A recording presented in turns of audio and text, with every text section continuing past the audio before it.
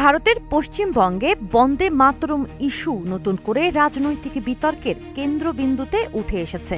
এক সপ্তাহ আগে রাজ্যের সব স্কুলে গানটি গাওয়া বাধ্যতামূলক করার পর এবার সব মাদ্রাসাতেও সকালের সমাবেশে বন্দে মাতরম গাওয়ার নির্দেশ দিয়েছে পশ্চিমবঙ্গ মাদ্রাসা এডুকেশন ডিপার্টমেন্ট।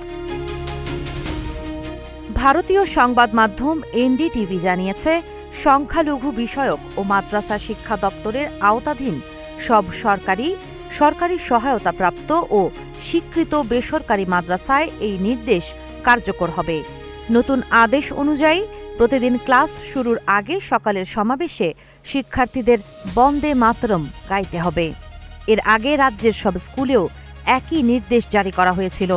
মুখ্যমন্ত্রী শুভেন্দু অধিকারী এক অনলাইন পোস্টে জানান, স্কুল শিক্ষা দপ্তরের অধীন সব শিক্ষা প্রতিষ্ঠানে প্রার্থনা বা সমাবেশের সময় বন্দে মাতরম বাধ্যতামূলক করা হয়েছে।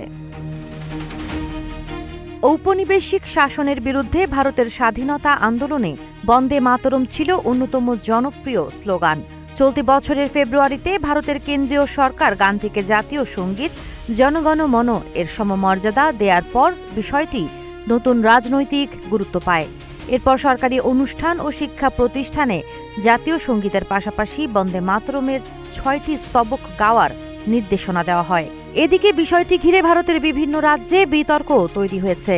তামিলনাড়ু ও কেরালায় সাম্প্রতিক শপথ অনুষ্ঠানেও বন্দে মাতরম গাওয়া নিয়ে রাজনৈতিক পাল্টাপাল্টি মন্তব্য দেখা গেছে।